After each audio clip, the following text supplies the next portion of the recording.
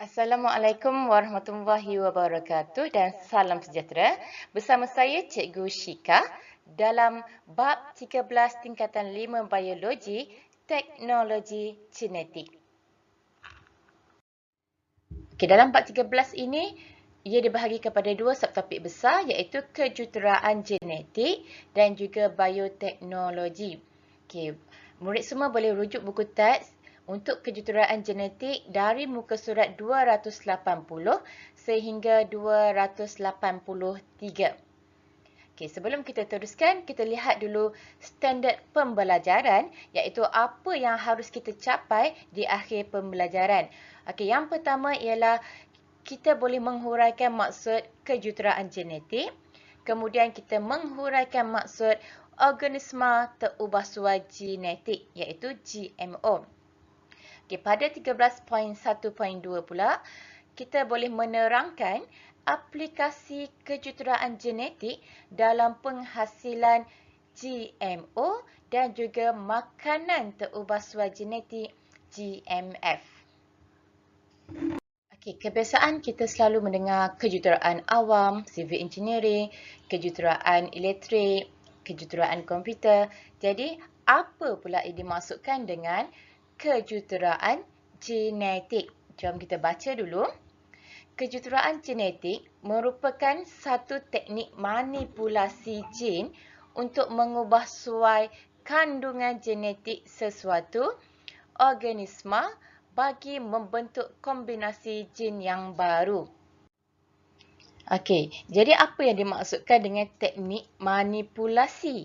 Manipulasi tu maksudnya kita kontrol, kita kawal. Kita nak gen yang baik, kita ambil. Kita masukkan. Kita tak naklah gen ni tak bagus. So, kita keluarkan daripada organisma tersebut. Kita main-main dengan gen tersebut. Kenapa kita main-main dengan gen tersebut? Kenapa kita manipulasikan dia? Sebab kita nak menghasilkan organisma yang mempunyai kombinasi gen yang baru.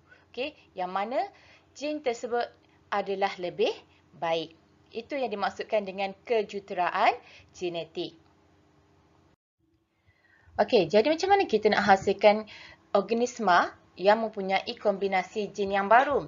Dengan kaedah teknologi DNA recombinant.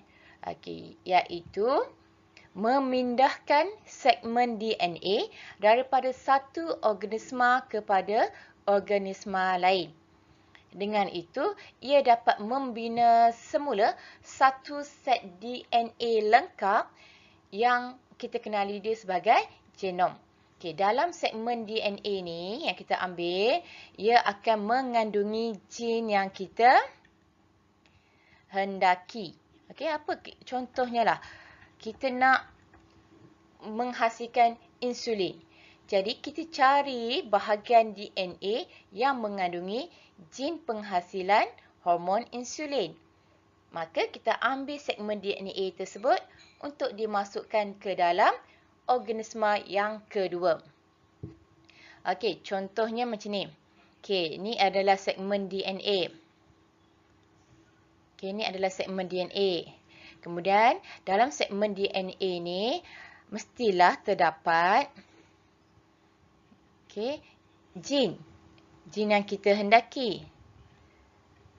Tengok pada tujuan kita. Kita nak hasilkan insulin, maksudnya ada gen penghasilan insulin. Kita nak hasilkan faktor pembekuan darah, terdapatlah gen yang menghasilkan protein pembekuan darah. Jadi segmen DNA ini akan disisip masukkan ke dalam vektor. Sehinggalah menghasilkan DNA recombinant. DNA yang baru yang telah dimasukkan gen yang lain, kita panggil dia sebagai DNA recombinant. Ingat DNA recombinant. Seterusnya ialah genom. Apa yang dimaksudkan dengan genom? Iaitu satu set DNA lengkap sesuatu organisma yang merangkumi semua gen organisma tersebut. Bila Ada semua jin bermaksud mengandungi semua maklumat yang diperlukan untuk membina dan menjalankan proses kehidupan organisma tersebut. Okey, kita boleh Google tentang projek genom manusia yang telah bermula pada tahun 1990 dengan tujuan untuk mengkaji dan memetakan lebih kurang 20,000 hingga 25,000 jin manusia. Dengan tujuan dia untuk memajukan lagi bidang kesihatan dan bidang perubatan manusia. Okey, kita tengok balik semula apa yang dimaksudkan dengan teknologi DNA rekombinan. Okey, ini ialah DNA. Kan kita tahu kan DNA double helix, okey, dia berpilin dan kita hanya ambil segmen DNA daripada satu organisma. Kita hanya ambil satu segmen sahaja, okey, segmen DNA, dan dalam segmen DNA itu terdapat jin yang kita hendaki, yang kita nak kodkan. Kemudian segmen DNA bersama jin tersebut akan disisip masukkan ke dalam DNA organisma yang lain. Sehinggalah, okay, boleh tengok kat sini, terdapat DNA yang bergabung. Dan kita kenali dia sebagai DNA rekombinan. Kita masuk kepada GMO. Genetically Modified Organism. Okay, organisma terubah sesuai genetik, iaitu organisma yang mengandungi DNA rekombinan dan dikenali sebagai organisma transgenik. Okay, mana-mana organisma yang telah diubah sesuai genetiknya oleh jurutera genetik ini, ia dikenali sebagai GMO ataupun organisma transgenik.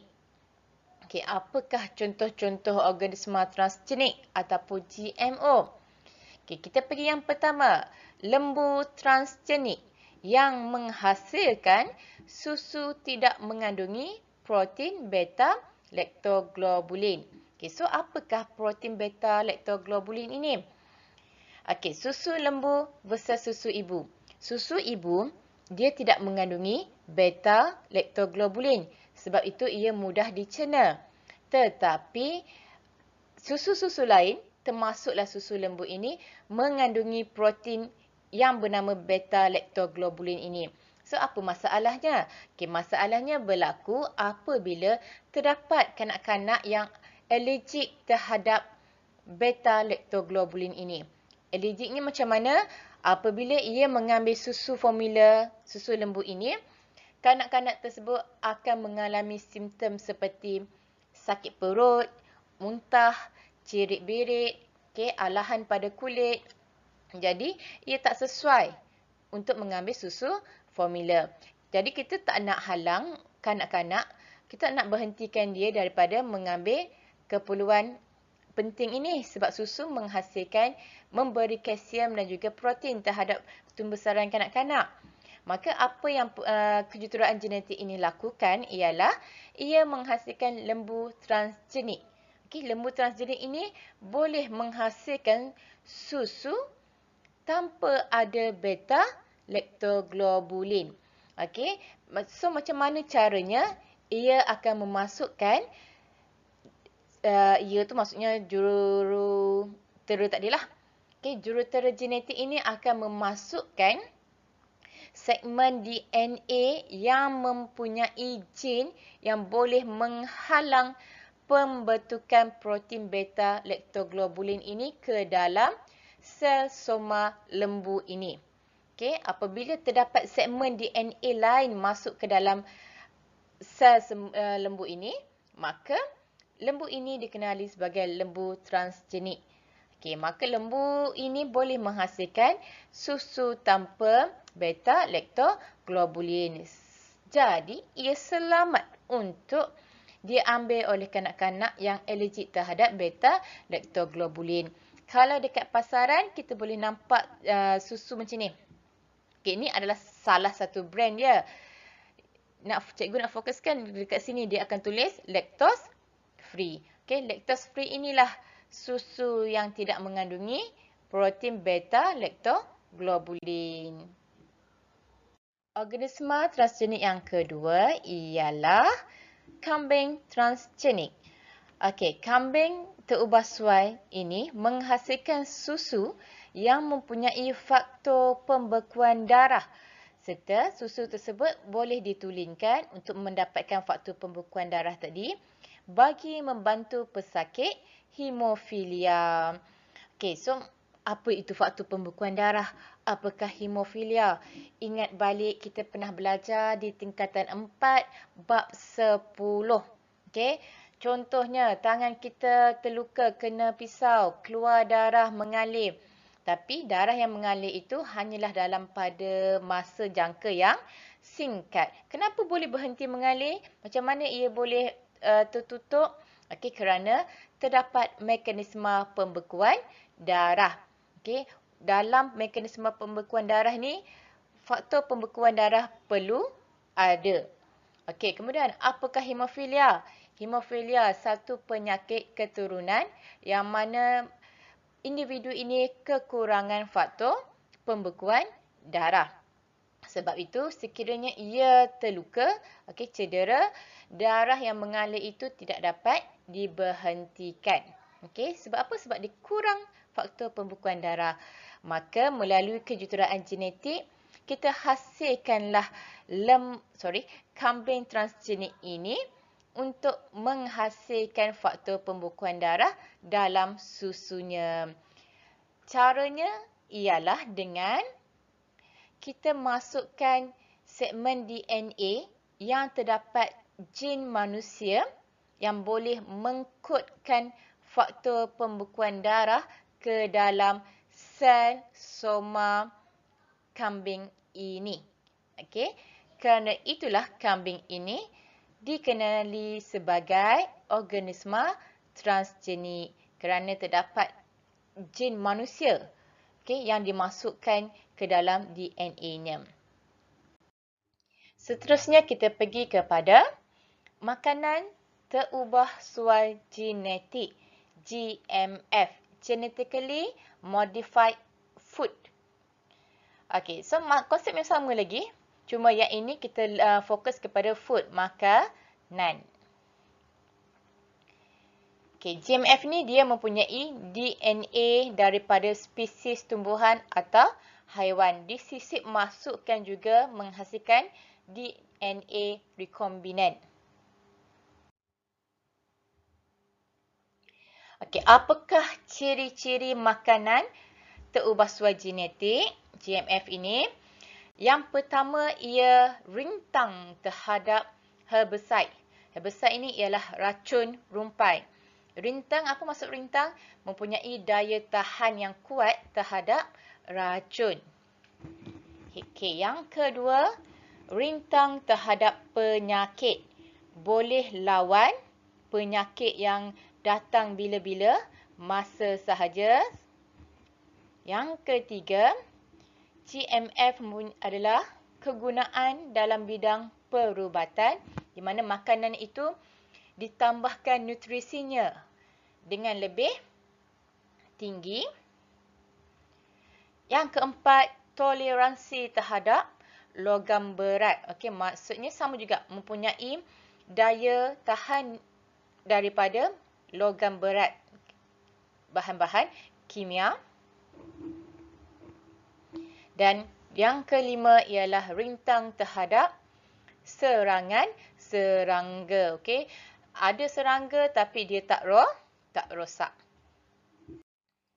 GMF, Genetically Modified Food, makanan yang telah diubah suai genetiknya ini adalah satu perkara yang baru juga yang mana hasil daripada kajian manusia. Jadi bila hasil kajian manusia, dia ada kebaikannya dan ada keburukan. Kita pergi dulu kepada kebaikan GMF.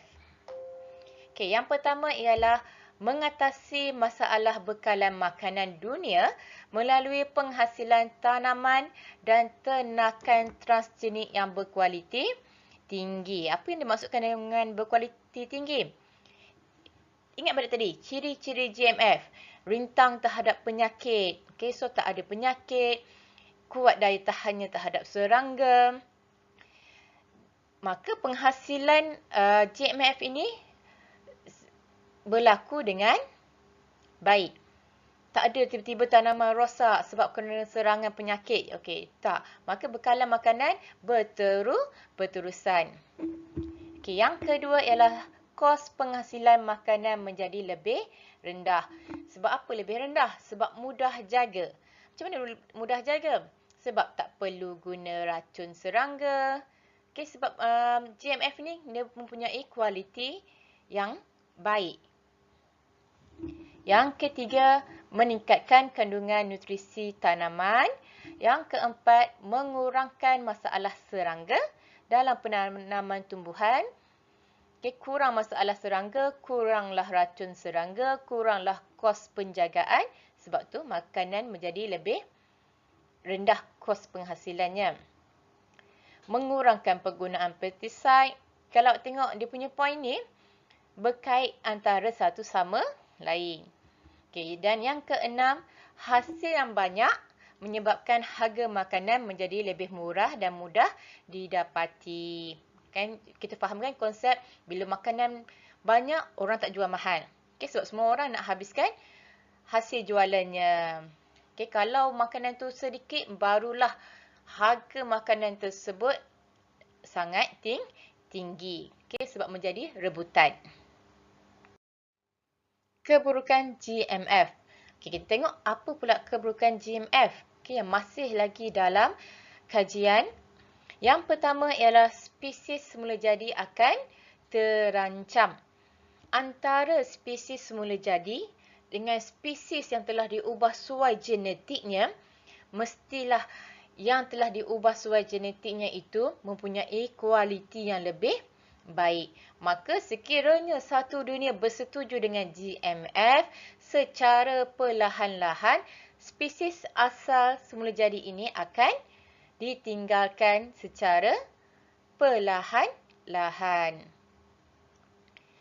Okey, yang kedua, terdapat kemungkinan kecil untuk jin yang dimasukkan ke dalam GMF dipindah pula kepada manusia. Contohnya jin rintang antibiotik. Okey, sekiranya satu tanaman tu telah diubah suai jinnya dalam usaha untuk melawan serangga perosak. Kan kita kata tadi, ciri GMF dia rintang terhadap serangga. Ia akan menurunkan tahap keberkesanan terhadap antibiotik. Okey, sebab dia memang dah kuat sendiri. Okey, sebab dia telah diubah suai genetiknya.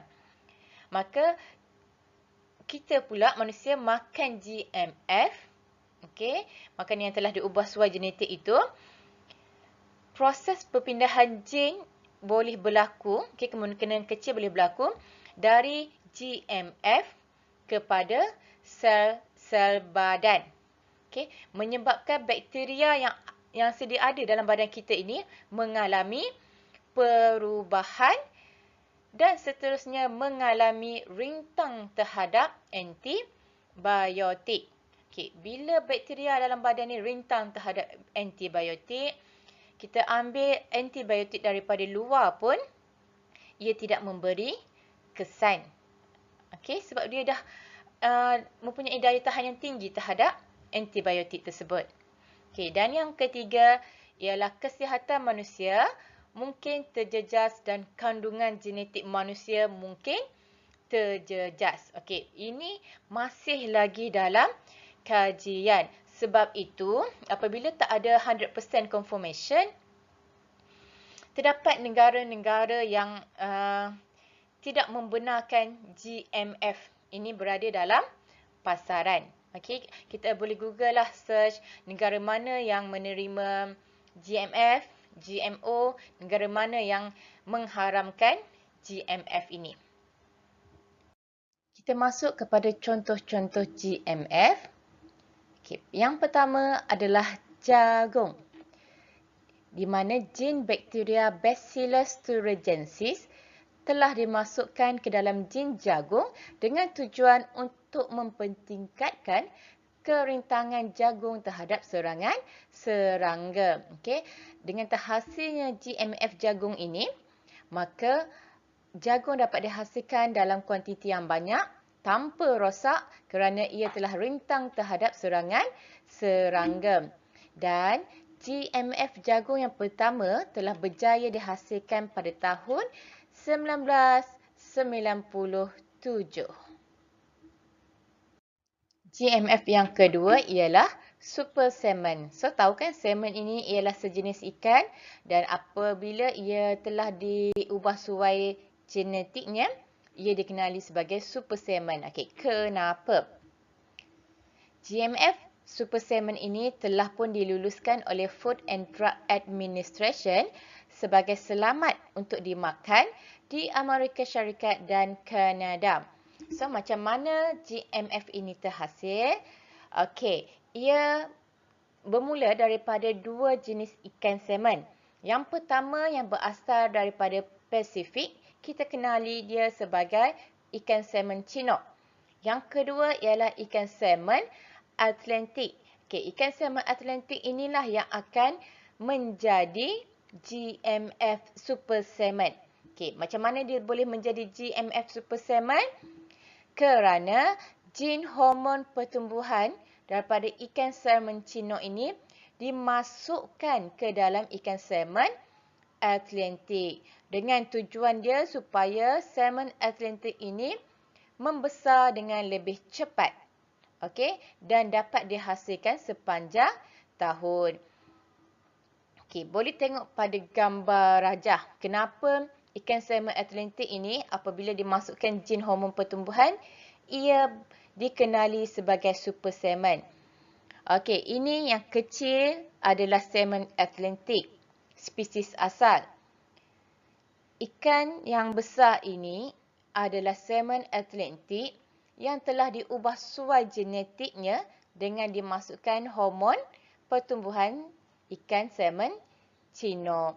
Maka saiznya walaupun kedua-dua ikan ni adalah pada usia yang sama, tetapi saiznya sangat berbeza kerana super salmon mempunyai kadar pertumbuhan yang lebih cepat setelah diubah suai genetiknya menjadi GMF. Okey, GMF yang ketiga ialah ubi kentang. Ubi kentang ini adalah makanan yang salah satu makanan penting bagi mereka yang berada di kawasan beriklim sejuk. Tetapi ubi kentang ni sensitif, sensitif terhadap suhu yang rendah dan boleh menyebabkan kejadian frost. Okey, boleh tengok pada gambar rajah macam mana ubi kentang ni rosak disebabkan suhu yang rendah. Jadi, macam mana kita nak hasilkan ubi kentang yang tahan kepada suhu rendah, yang tahan kepada beku? Seperti biasa, kita gunalah teknologi DNA recombinant. Caranya ialah gen daripada tumbuhan Arabidopsis spesies yang tahan keadaan beku telah dimasukkan ke dalam genom ubi kentang. Okey, so tumbuhan Arabidopsis ni dipilih sebab apa? Sebab dia ada gen yang tahan keadaan beku.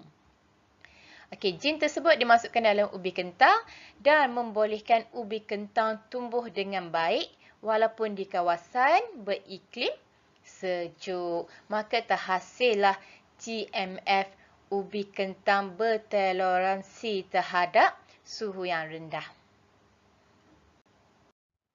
Sampai sini sahaja dahulu untuk standard pembelajaran 13.1.1 dan 13.1.2 dengan aplikasi GMO dan GMF. Namun terdapat satu lagi aplikasi teknologi DNA recombinant ini dalam insulin. Sekian, terima kasih.